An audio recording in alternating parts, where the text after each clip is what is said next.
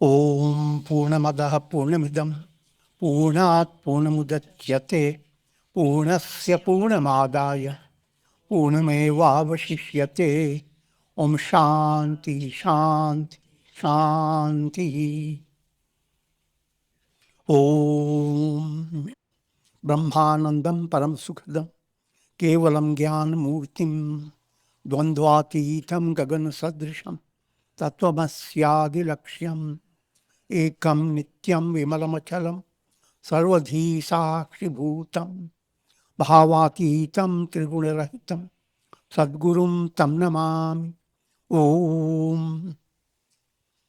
Adorations to Sadguru, who is Brahman, the giver of supreme bliss, embodiment of pure consciousness, one without a second, vast as the ether, infinite, eternal, beyond the three gunas and their modifications, the supreme preceptor.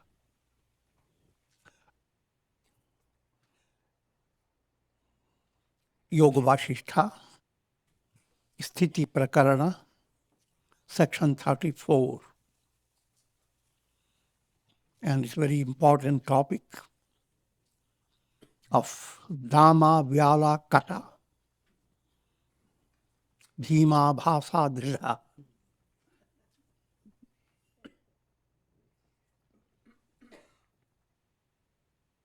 Remember, we talked about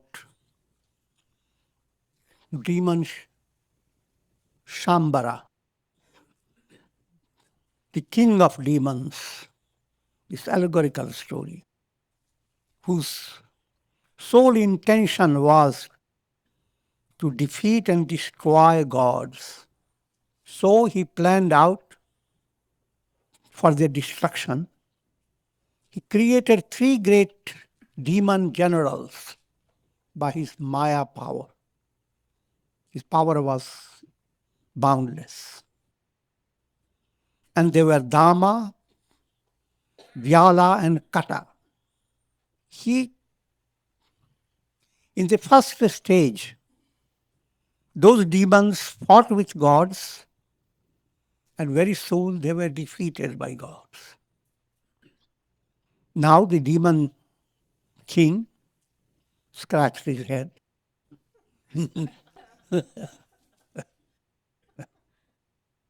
He figured out why were they defeated and what's the cure. According to him, they were defeated because even before they could exercise their energies, they developed ego, and ego didn't allow them to put forth all their effort. So the simple answer, create those demons that have ability to know that it is egoism and egoism is bad. They have that type of discriminative power. And now he creates Bhima, Bhasa, and Drdha. Now these demons play their role, and that's the story we are in. Dama, Vyala, Kata, just to give you a review. Those demons, when they realized that these demons were defeated by their ego, first stage, they created egoless generals, Dama, Vyala, and Kata. And gods were extremely troubled how to destroy them. They went to Brahma, and Brahma told them, if you could engender ego in them, they will be destroyed. Now the gods began to play trick that they are defeated, even though they are not defeated. They put their heads down, lay down on the ground, and so forth.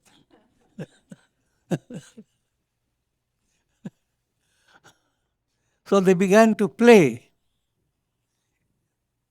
acts of victory and defeat. And demons became fascinated by ego-based appreciation.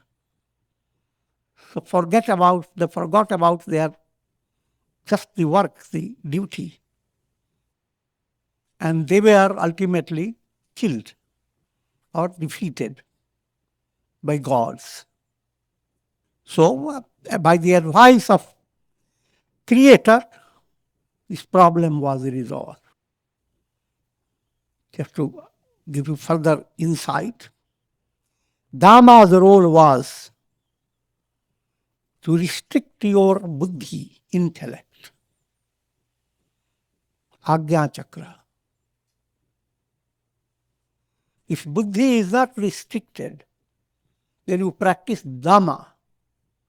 Its literal meaning is self-control. Profounder meaning, the ability to assimilate mantra Da in 3 stages: Dhamma, Dan, and Daya.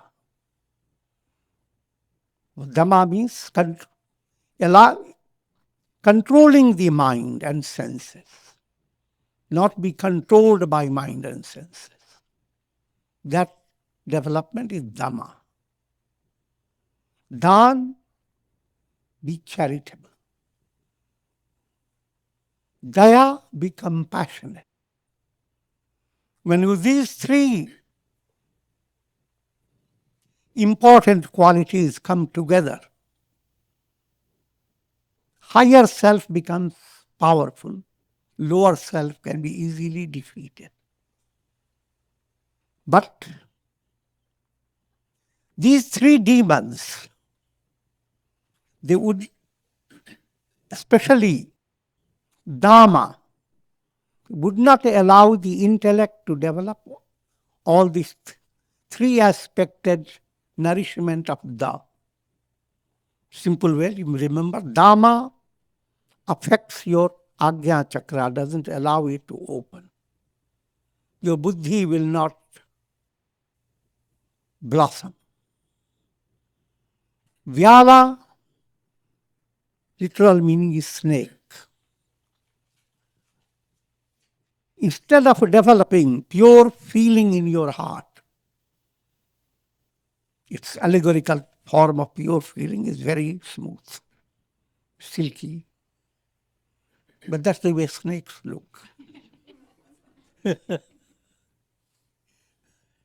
So Vyala, the demoniac general, acts like the cozy, smooth snake and attacks your bhavana, good feeling, restricts it.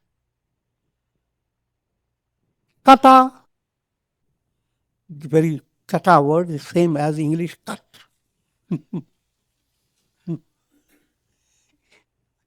It cuts your self-effort. You hardly started your project and suddenly something happened to your toe.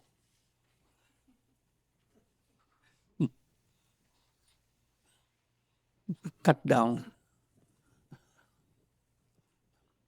Matching up with Kundalini chakras, that's very profound way of studying. Navel center is the center for Kriya Shakti. Center that, if it opens, or as you allow it to open, Kriya Shakti, self-effort. Your ability to exercise your effort for your spiritual evolution. Kata does not allow you to have that. So those were the roles of Dhamma, Vyala, and Kata.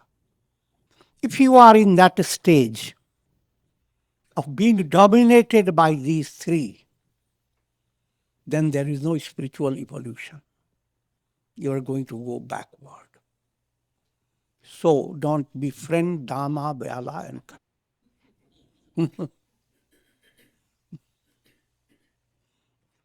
And the secret about destroying them lies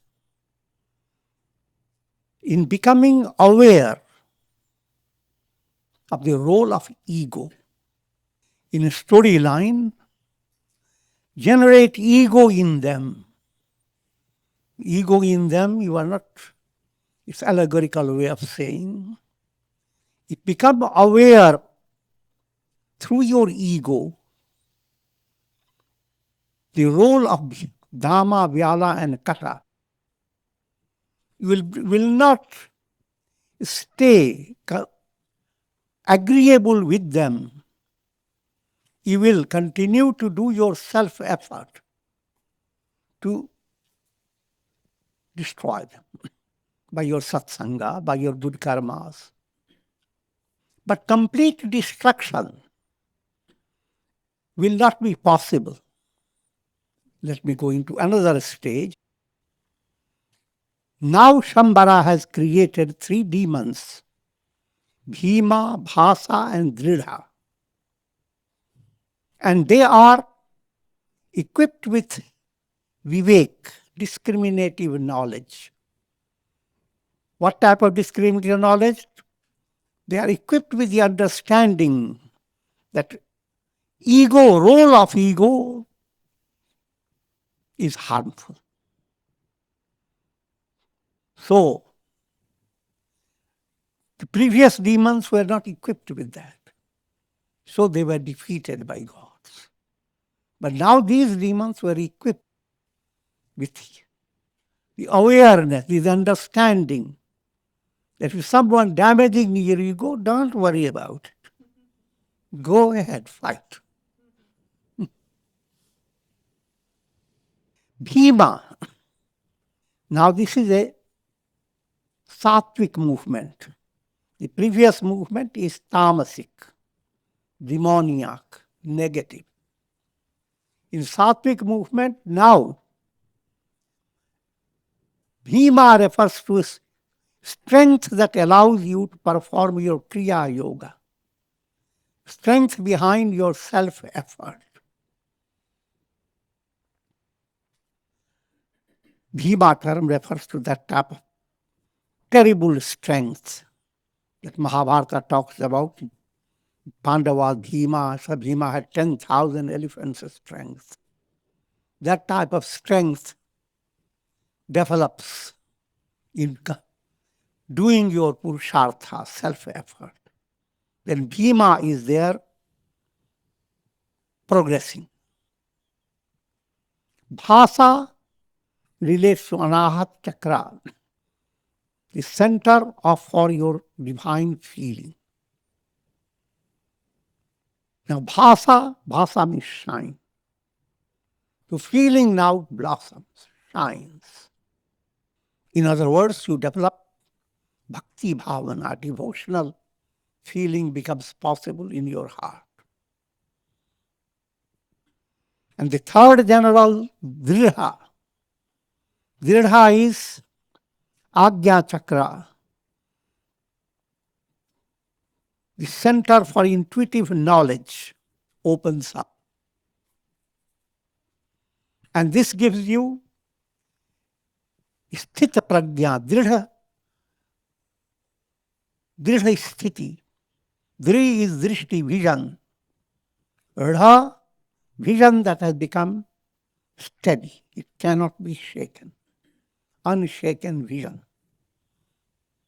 These 3 are energies radiating from Vidya aspect of Maya. I'm coming to a profounder way to explain. First energies were avidya aspect. Maya has 2 aspects. Avidya, ignorance. Vidya, knowledge. Both energies ultimately must come away in order that the soul be completely free.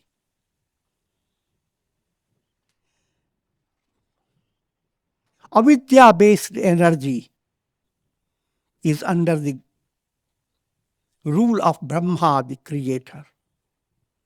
And that role, Brahma advised them what to do, and those energies were controlled. But Vidya-based energy, they culminate with God realization, being united with Lord Vishnu. So, in a storyline, Lord Vishnu takes over this job. Gods go to Lord Vishnu and they pray that he should handle Bhima, Bhasa and Drdha. Lord Vishnu handles them along with their creator, Shambhara. He handles the Vidyas, these three radiations from Vidya, knowledge, along with Vidya Maya, all withdrawn. Keeping that in view, let me give you now how the Yoga Vasistha presents it. O Rama, now listen to the story of Bhima, Bhasa, Drdha. It gives insight into the glorious path that leads to liberation. From a practical point of view, instead of going to the details of the story, all that you should understand that all that affects your self-effort, your purity of feeling, and your understanding, all that affects, you should get away from it. Dama, Vyala, and Kata, these are the three demoniac entities that go to encourage your lower self. And what you should go on developing? Bhima, Bhasa, and Drdha. Strong self-effort, unshakable even in difficult circumstances. Bhasa, allowing your heart to be expansive, no matter what situation. May all be happy. Some say, not all. Just think of your own happiness. But don't be fooled by it. You cannot be really happy if all is not involved. We have to figure that out. So practice these qualities, Bhima being firm, Bhasa allowing a generous outlook in your life, developing friendliness towards all, and Drdha, I am that. Unshakable understanding, no matter how, that's the reality. Then you are Bhima, Bhasa, and Drdha are operating. But while it is operating, the goal has not been reached. Goal is reached when mind comes to manonash, mind itself dissolves. But that stage is brought about by Lord Vishnu. Where does it dissolve? It dissolves in God. So one should not follow the example of Dama, Vyala, and Kata. Also, simple moral you must learn that rising of egoism spoils your performance. Any duty you perform, if you are constantly listening to your ego, you put the ego pad nearby.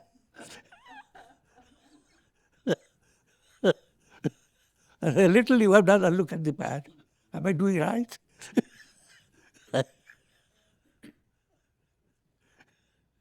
Then you cannot excel.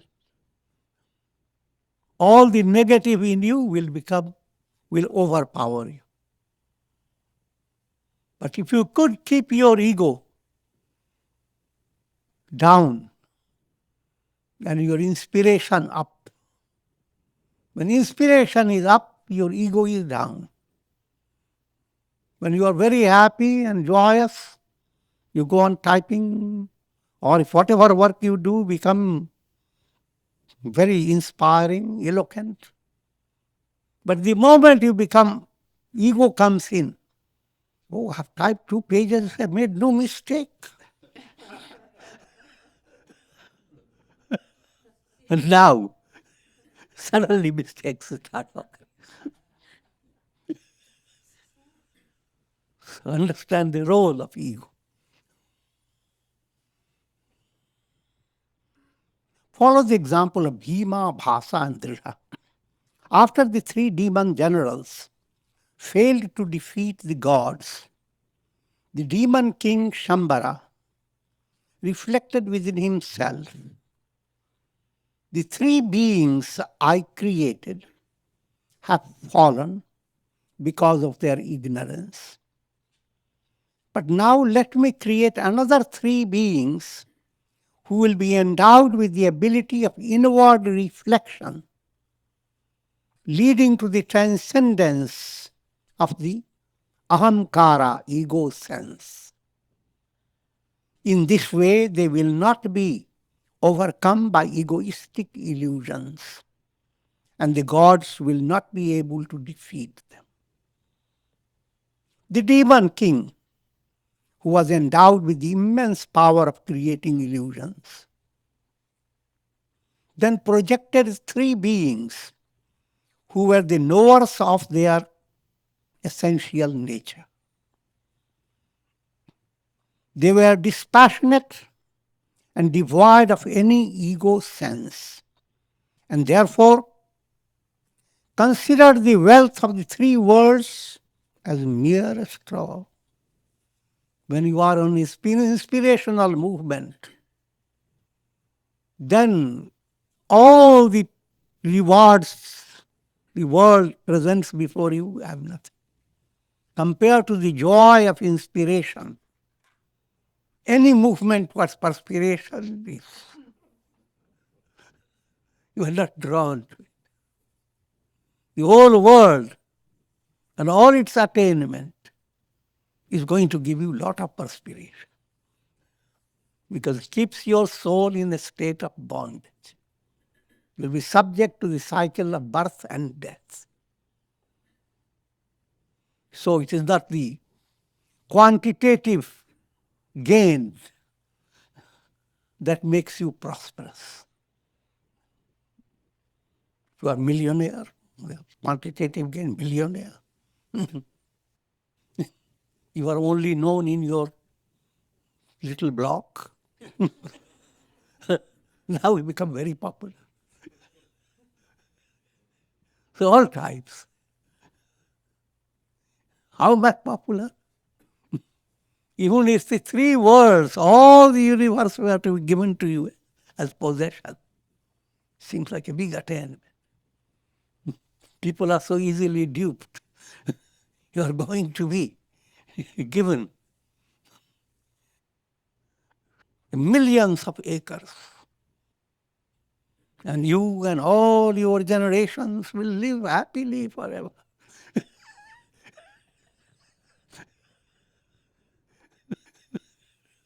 Sounds so good.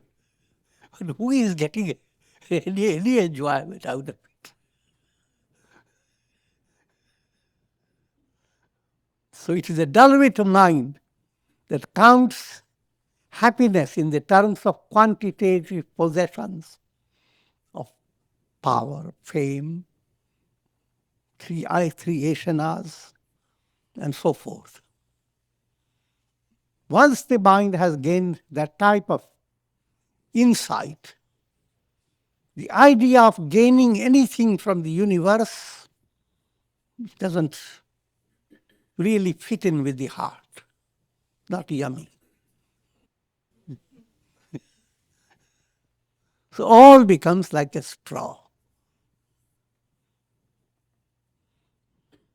They began to fight against the gods and fought for many years. Again, you must realize in the scriptures, gods play the role of examiners, those who give you trial. The trial is, if you are not endowed with divine qualities, gods will keep you in the realm of pleasure, bhoga. He will keep you involved with good karmas and the result of good karma. But if you are endowed with that type of vairagya, the three worlds have become just a straw, then the gods in storyline, they become so as if paralyzed. What to do? They go to Lord Vishnu. And ultimately, Lord Vishnu resolves the situation that those who cannot be overpowered by gods to be led to bhoga, enjoyment, they are drawn to moksha, liberation. Then the very same gods praise them. Same Indra attacks a sage who is trying to practice. But when he succeeds, he bows down to understand the role of scriptures and how gods play their role. They seem like inimical, even if you are doing good deeds. But don't go into too many dimensions. They began to fight against gods and fought for many years. The gods tried to induce egoism in them, but unsuccessfully.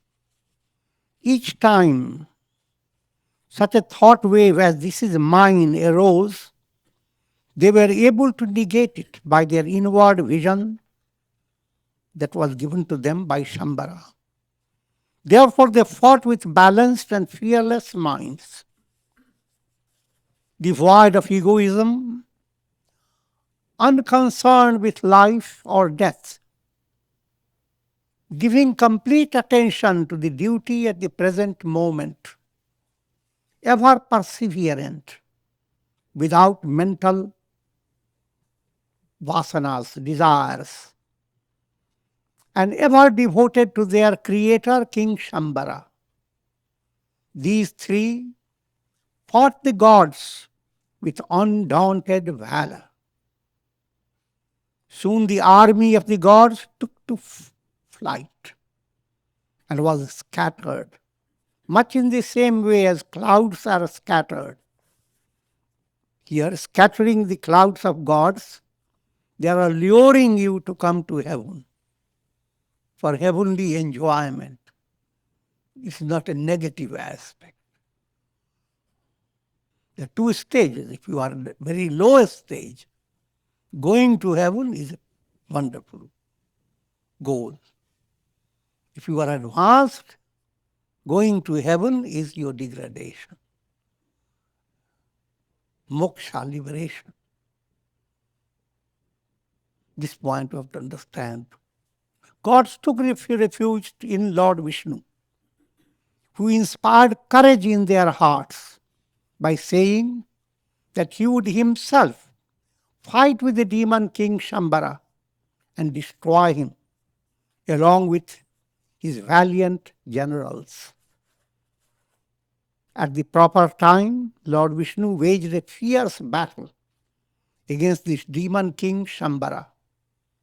And in the end, the king as well as his three creations, Bhima, Bhasa and Drdha, were withdrawn into the divine being. So all the good forces that led to the state of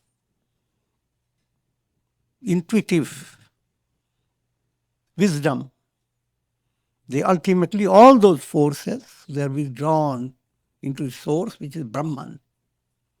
And Lord Narayana is representative of Brahman.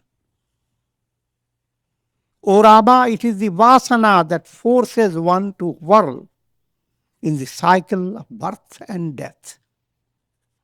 When the Vasana becomes extinct, one attains liberation. Vasana is subtle desires that stay in your subconscious. And the removal of Vasana depends upon the negation of the ego sense. And the secret of working upon your vasanas is Ahamkara. Let me give you a general outline called chain of pain. It is 7 chain of pain. Live these 7 days to remove each chain for every day. So only 7 days. Avidya. Firstly, start with pain. Why is pain? Pain is called dukkha. Because you enter into embodiment. Sanskrit word janma. Because you are born. You are in the body. Who asked you to be in the body?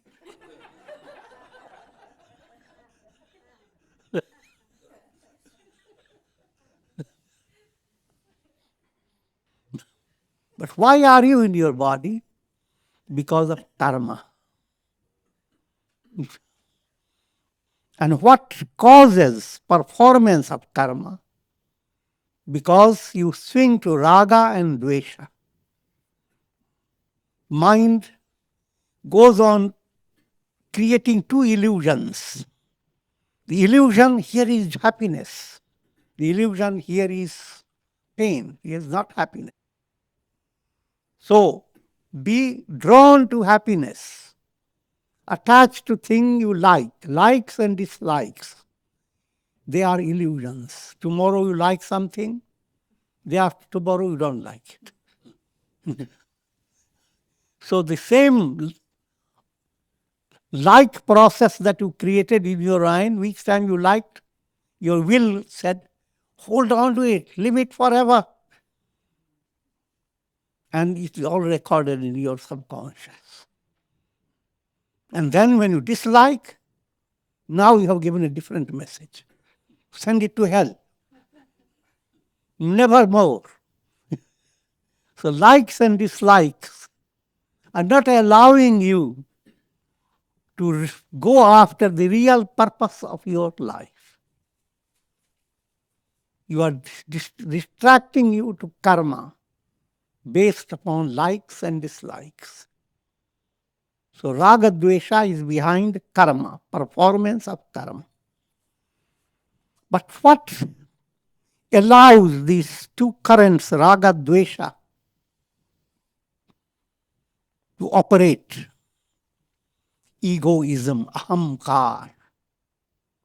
If ahamkara is not there, if you are not in your ahamkara,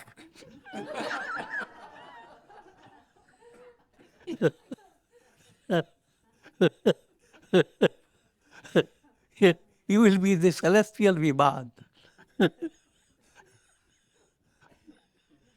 You will be the Hansa yoked intuitive movement. So it is Ahamkara. So that's what this story of Bhima, Bhasa, Drdha, and Dama, Vyala, Kata brings out the role of Ahamkara. Ahamkara degrades.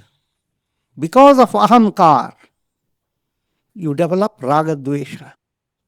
Because of raga dvesha, you get involved with karma.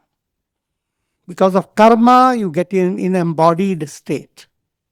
Therefore, you suffer. But the story is not over. Why do you get ahamkar? Why couldn't we stay without this car?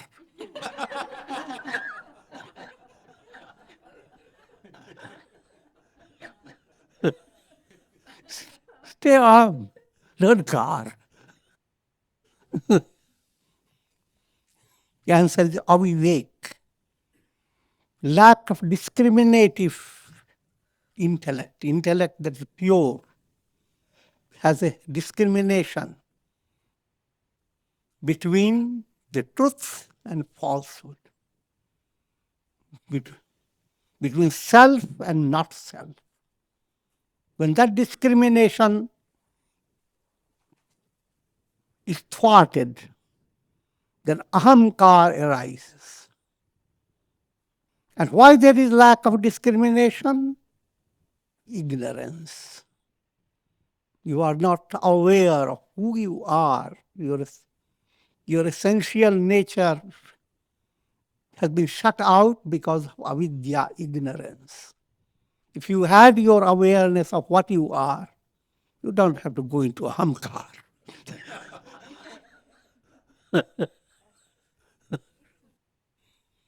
If you are not with Ahamkara, why will you be going into the illusions of attachment and hatred? If you don't go into that, why there will be karma? And there is no karma, why should you be confined to a little ego pad of the body? With nervous system and a lot of problems from the toes to the head.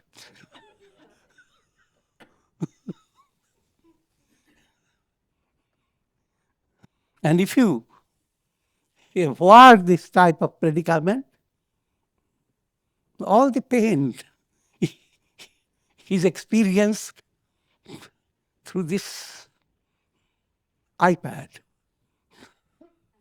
I'm talking about, not your normal iPad.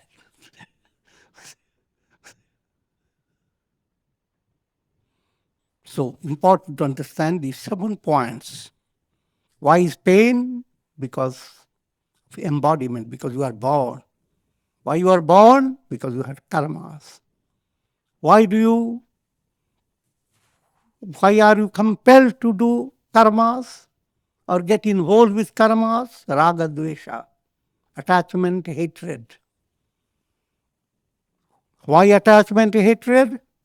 Because you are not aware of yourself. Ahamkara has taken over your identity.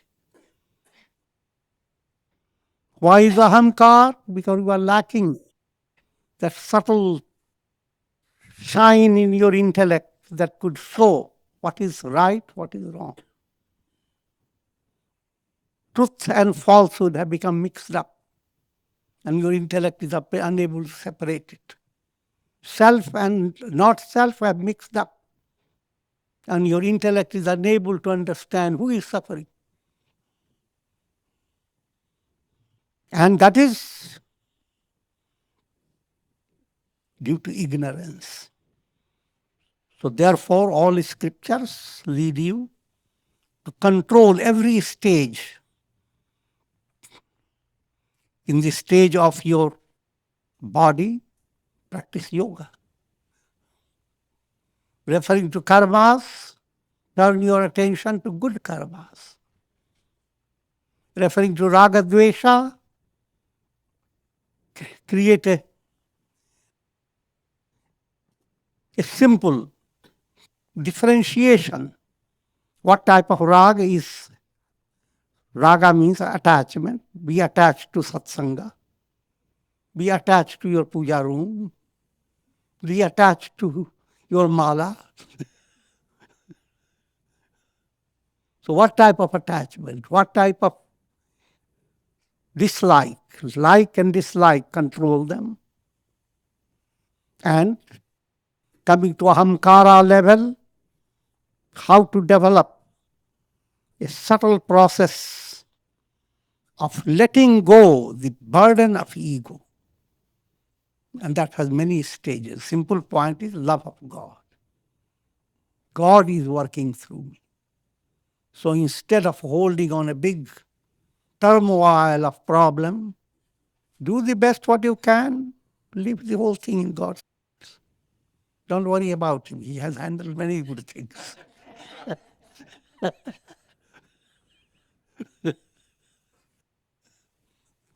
Handling Ahamkara, that's the highest, the most direct path to liberation. But as long as you are in the Ahamkara, lot of accidents.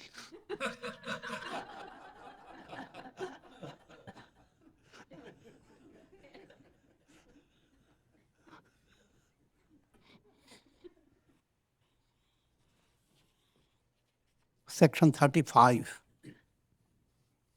The methods of attaining mental peace. Sri Vasistha continued, O Rama, those are indeed most heroic and adorable who have turned their mind away from the objects of the world. Whenever you hear that and turning the mind away from the object, what people do, they turn their whole body.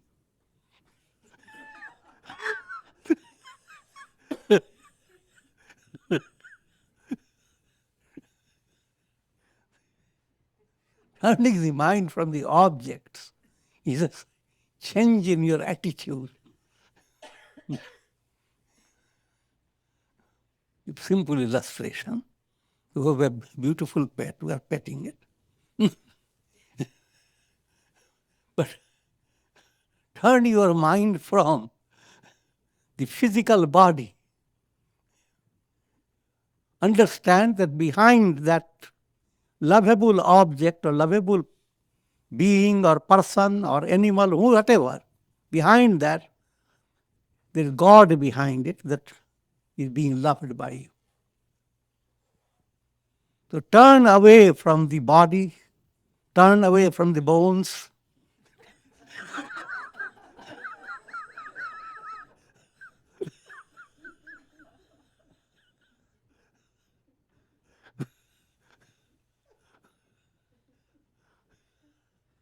And love God. God is the reality. And don't be fooled by sense pleasure. That again doesn't require big philosophy. Even little disease in the body, and doctor starts putting you, controlling you from things you love to eat. And it gives you a totally different routine.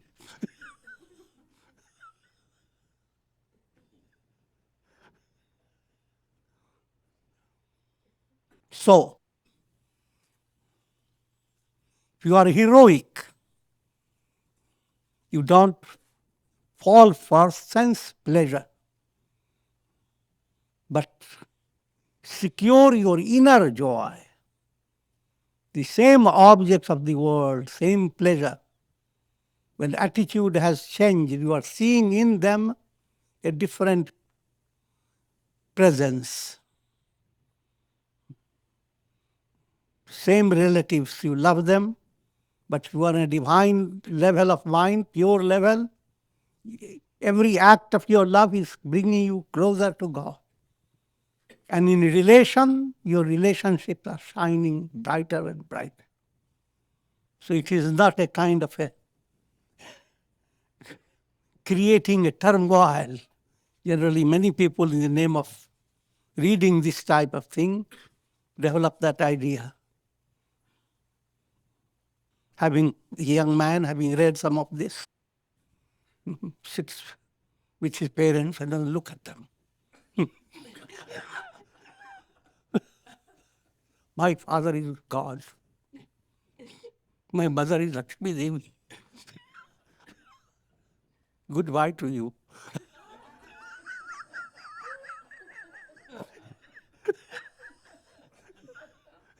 That's what the scriptures teach.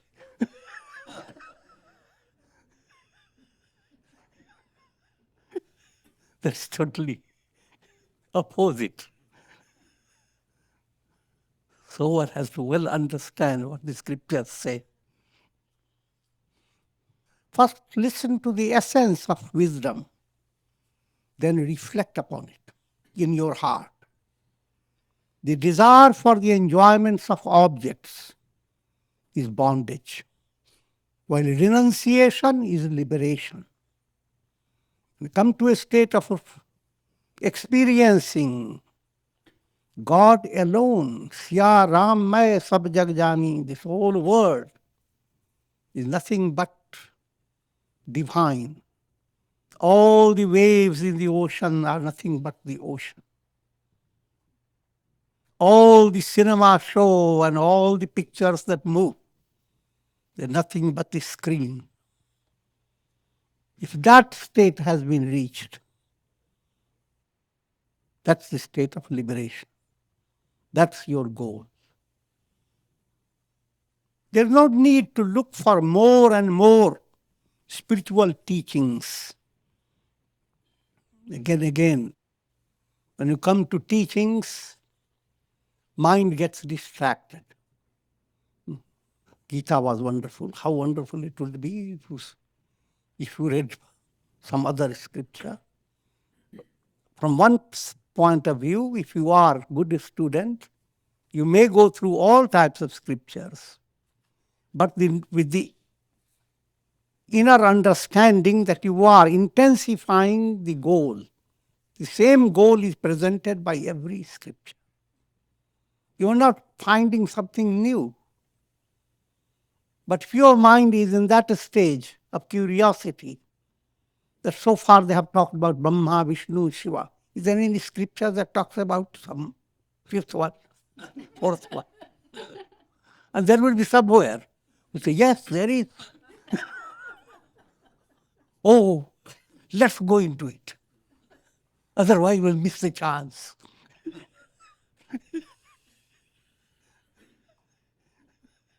And that applies even in the smaller areas. You want to be aspirant. If you want to be exercise yoga, practice yoga, asanas, pranayams. Now go into Google. How many people give yoga exercises? Now let's feel out which one will be best for me. 1 week I will go to that one. Another week I will go that one. Another week I will go to that one.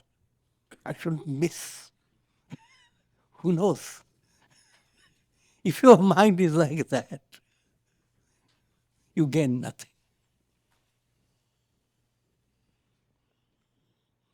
So therefore, no need to look for more and more scriptural teachings. The essence of all teachings lies in renouncing all objects. The ultimate essence of all teachings is your own inner progress. You develop that inner conscience. Sanjaya comes within your heart. Storyline as in the Gita.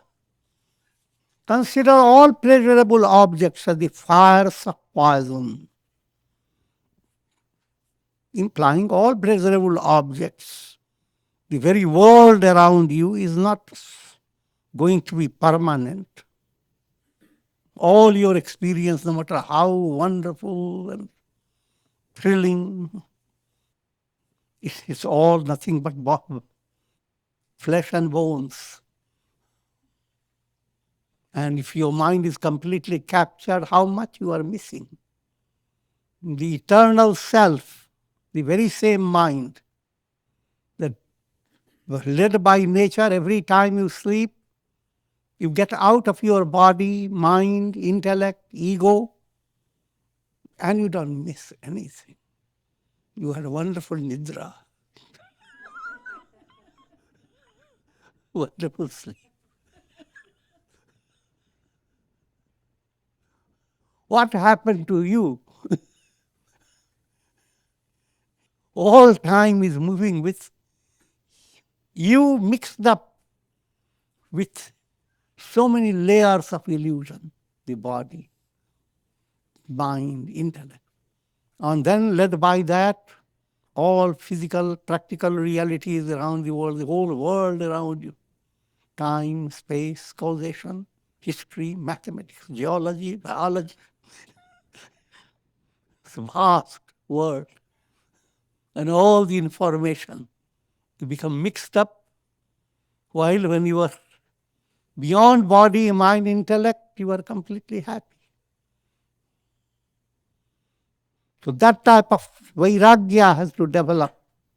Let me be the non-dual self.